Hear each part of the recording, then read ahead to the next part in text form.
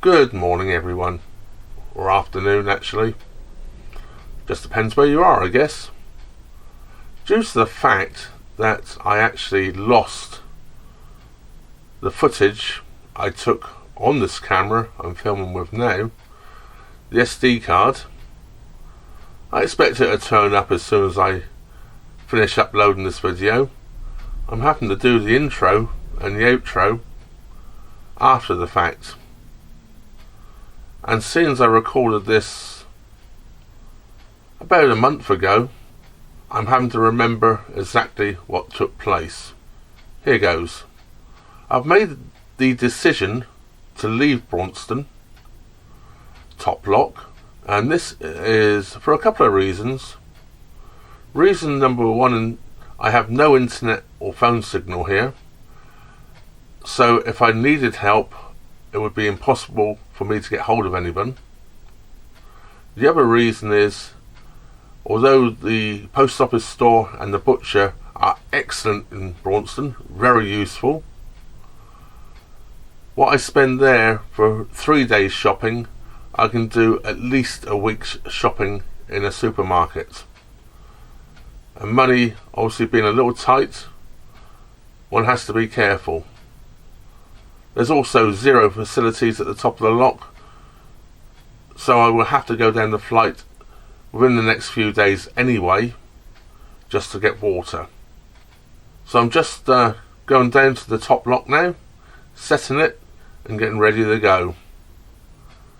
Please subscribe to my channel if you're not already, and don't forget, once you've subscribed, to hit the bell icon. Then YouTube will notify you for any more videos I post. And if you don't know already, I normally post a video on Wednesday at noon and on Saturday at noon. It's Wednesday at noon at the moment. It was 4 o'clock on a Wednesday, but due to a lot of people being out of work or not working at the moment, I brought it forward to noon, so it gives people something to watch during the afternoon. Anyway, that's enough of me rabbiting on. Let's get on with me going down Braunston flight. The boat's settling down now in the lock, and I'm going to walk on down to the next lock and set that whilst the boat's coming down in that lock. This means, of course, when I get back on the boat,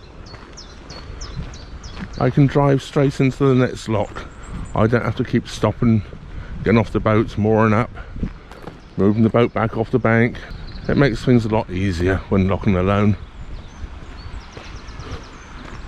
When the locks are close together, I always walk between the locks and set the next one ready.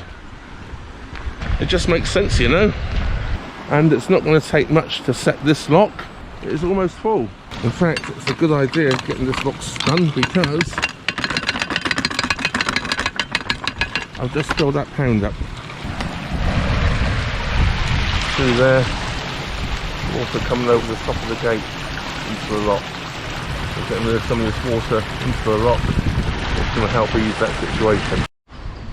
Right, that's that lock all set, ready for me to come in. Time to go and get the boats. This pound is well over full. Look what's wearing off on the side there.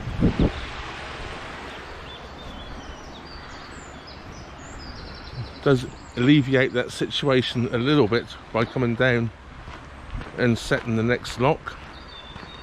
Unfortunately, can't stop it completely. The lock is ready for me. I can see a gap between the two lock gates.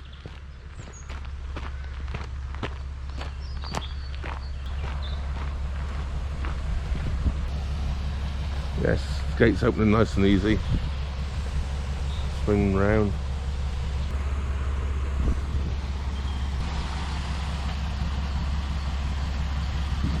There we are.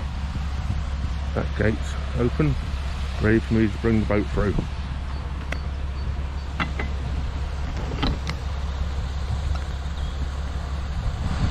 Drop the paddle.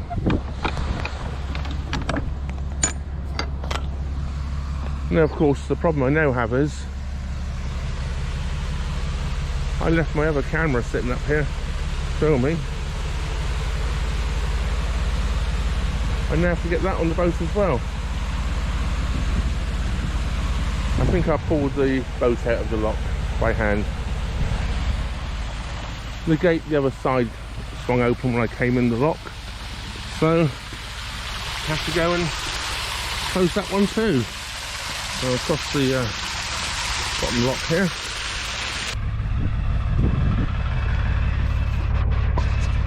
And close this lock gate. Well, the other one swung open a little bit, but I think that will be okay.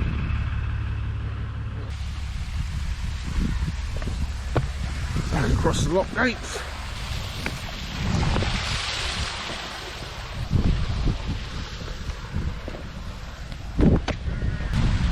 Yes, the gate swung back closed, so I'm good to go.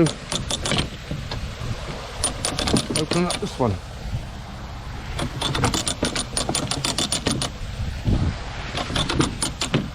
Just a little bit worried about boat swung back a little bit. Make sure we're not up on the sill.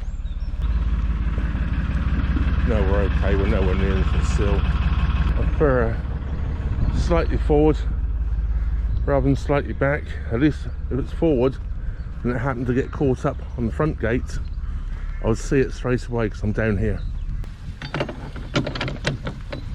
Continue. Opening the paddle.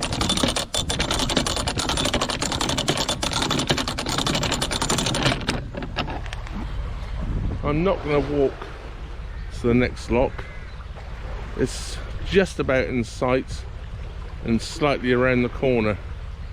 It's not because it's a distance thing. I've got my camera sitting all over the back of the boat. I know I could put them all away, and I think it's more sensible at this moment in time to stay with my boat, and we'll go down more up and operate the next lock. I don't know if you recall one of my old videos where a gentleman fell in a lock between two boats. This was a kind gentleman in this house here that phoned for the ambulance. Thank you for helping us all out. None of us had a phone signal on our mobile phones. And he fell in the lock up there above us, and we locked him down through that lock, through this lock, so we could get down to that next lock where there's road access by the Admiral Nelson pub. That's lock 4 done, 3 down, 3 to go.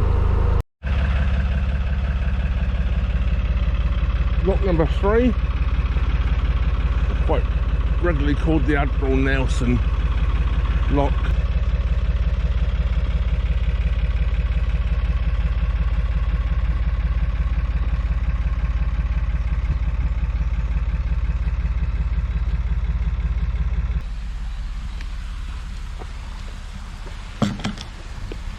Ratchet's off, so we have to put the ratchet back on. Do it one-handed.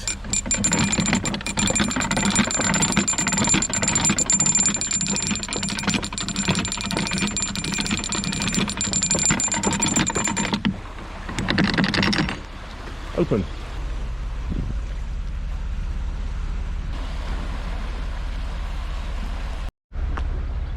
One must admire the upkeep, the time and effort people put into these locks around here. There's daffodils here, some primulas, polyanthus. First tulips I've seen in flower this year. Wallflowers. Some flowers I don't know.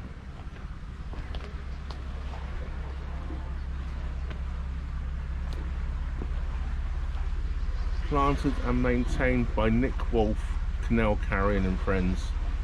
Thank you, Nick. They smell absolutely fantastic, by the way. Just with smell-o-vision, you'd be in heaven. Say, I don't know all of the flowers. I don't know what this yellow one is, although we have a label.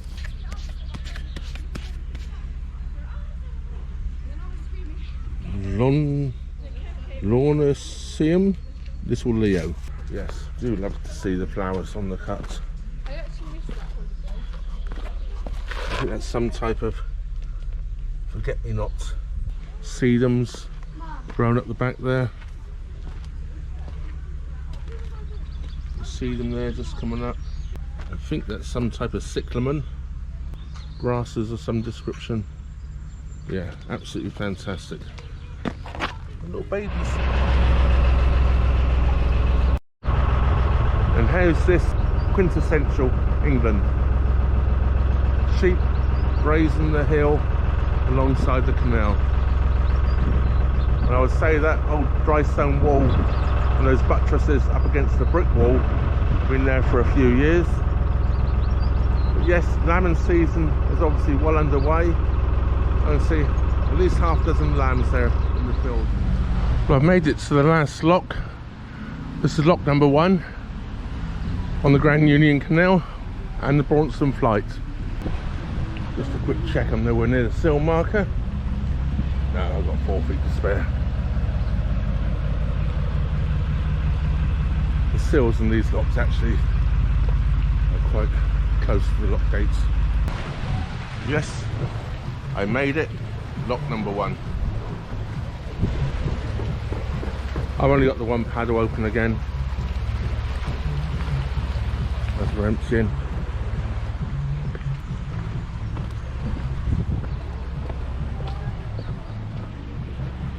We've had flowers on just about every bridge portal coming down the flight, and they're all courtesy of Nick Wolf. Nick, thank you very much. Not only do they look beautiful, they smell beautiful too. Goodbye Branston locks. Wasn't exactly speedy. Took me 3 hours 20 minutes. Oh well.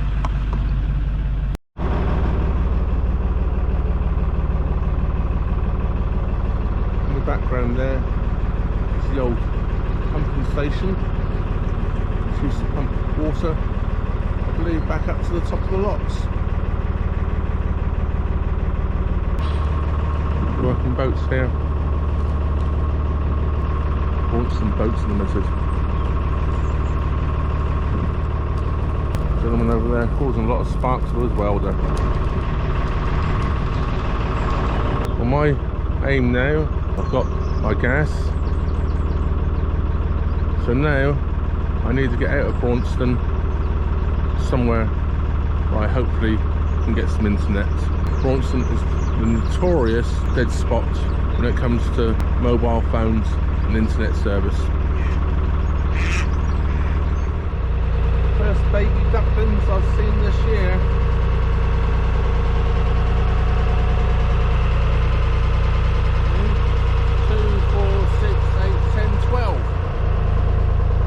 Who says there's no beautiful green open spaces left in the UK? Look at this. It's wonderful.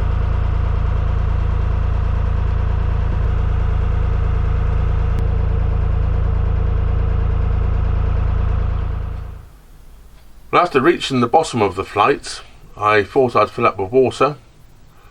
Unfortunately, when I reached the first water point, which is on the left hand side of the canal going down the locks by what is the CRT office, there was 2 boats moored there. And when I say moored, I mean moored, not just stopped filling up with water. There was nobody to be seen. And you can't really tie abreast there. The canal is very narrow, just in case another boat did come along. So I thought, not a problem, I'll go down to the junction and I will fill up where the canal meets the North Oxford and the South Oxford Canal, and fill up there on the right hand side by Midland Chandlers. Lo and behold, there's 2 boats moored there as well. Well, I had intended to fill up with water there and move just to the outskirts of Braunston and hope to get a phone signal. As this was not happening, I did not get any water. I had the boat moving anyway. I decided to carry on. So I carried on to just short of Hillmorton, where I know I can get water by going down the 3 locks at Hillmorton. So this trip was an essential trip to get water, or more to the point, to get to some other stores. Once I reached Hillmorton, I took the walk up into the town or village, and I was met by the same problem: expensive small grocery stores or post office stores. I did not realise, because in the copy of the Nicholson's guide I have, which is a few years old, that there is now a Sainsbury's near Hillmorton that is in a walkable distance from the bridge near the church. On that one, I believe, is between the 2nd and 3rd lock going down the hill. I didn't know it was there, so I made the decision once I got to Hillmorton, after a couple of days sitting at Hillmorton, I would make my way to Rugby, which, now where I'm recording this to camera, is where I've been now for over 3 weeks. Anyway, that just leaves me to say, thank you very much for watching. Trevor out.